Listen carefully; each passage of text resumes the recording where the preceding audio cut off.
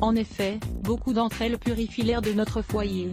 Cependant, la présence de certaines plantes dans notre intérieur peut s'avérer dangereuse. Dans cet article, nous allons vous expliquer pourquoi il est préférable de maintenir certaines plantes éloignées, surtout des enfants et des animaux domestiques. Optez plutôt pour des plantes saines que vous pouvez avoir chez vous sans aucun risque. Les plantes d'intérieur sont-elles vraiment dangereuses? Les plantes d'intérieur dont nous allons parler dans cet article sont surtout dangereuses quand il y a des enfants et des animaux dans la maison. En effet, leur ingestion est toxique pour l'organisme. Cependant, certaines d'entre elles peuvent également provoquer des dommages. C'est notamment le cas lorsqu'elles sont inhalées ou quand on les touche.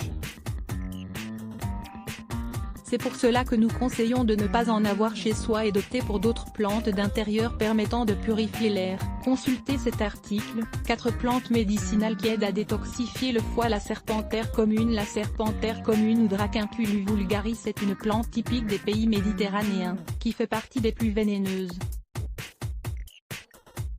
De plus, son aspect original et sa couleur rouge-orangé attirent beaucoup l'attention.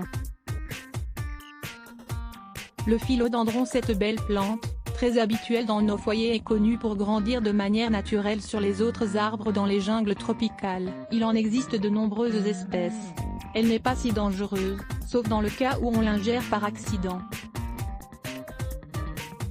Dans ce cas, il faut savoir que sa haute teneur en oxalate et en calcium peut provoquer des brûlures dans la bouche et sur les lèvres. Elle peut aussi provoquer des douleurs à l'estomac et des irritations dans la gorge. Dans le pire des cas, cela peut entraîner des convulsions, des pertes de conscience et même la mort. L'hortensia est une fleur magnifique, très connue et originaire du Japon. Il en existe plus de 100 espèces et on peut la cultiver à l'intérieur comme à l'extérieur.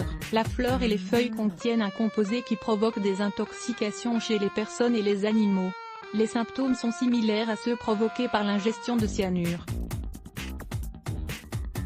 Les racines pourraient avoir des propriétés médicinales. Cependant, son usage n'est pas recommandé, à cause des dangers de cette plante. La sauge des devins. Le nom de cette plante est Salvia divinorum. Il ne faut pas la confondre avec la Salvia officinale, la sauge classique, d'usage et de consommation commun. Cette plante aux grandes feuilles vertes, originaire du Mexique, contient de la salvinorine. Il s'agit d'un composé aux effets hallucinatoires et onirogènes. Cette plante est utilisée dans certains endroits pour des pratiques rituelles ou en tant que drogue naturelle. La Salvia divinorum produit d'importantes altérations de la conscience. Cela peut amener à des états de confusion très dangereux, aux conséquences durables.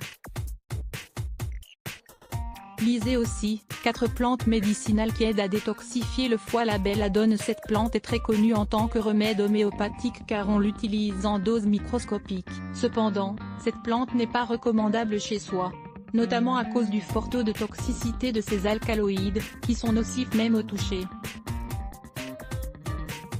Ainsi, cette plante aux fleurs violettes en forme de clochette et aux fruits noirs à l'odeur désagréable s'utilisait auparavant comme un venin. Il existe de nombreux secrets et des histoires magiques autour de la belladone. Les plantes inoffensives. Si vous voulez avoir des plantes d'intérieur chez vous capables de purifier l'air des toxines, vous pouvez opter pour les alternatives suivantes qui ne représentent aucun danger pour la santé. Le Scindapsus doré, également connu sous le nom de poteau, liane du diable, ou arôme grimpant.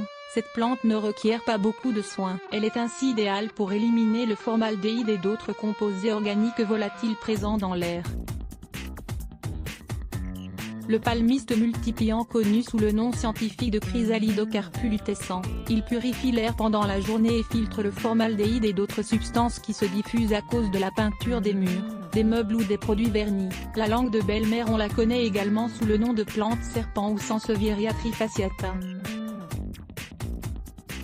Elle transforme le dioxyde de carbone pendant la nuit, et elle est donc idéale dans une chambre. Et voilà, vous savez maintenant quelles sont les plantes d'intérieur qu'il faut éviter et celles que vous devez avoir chez vous.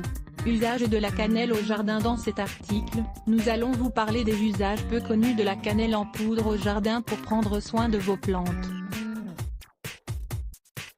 Lire plus. Let's block ADS. Why?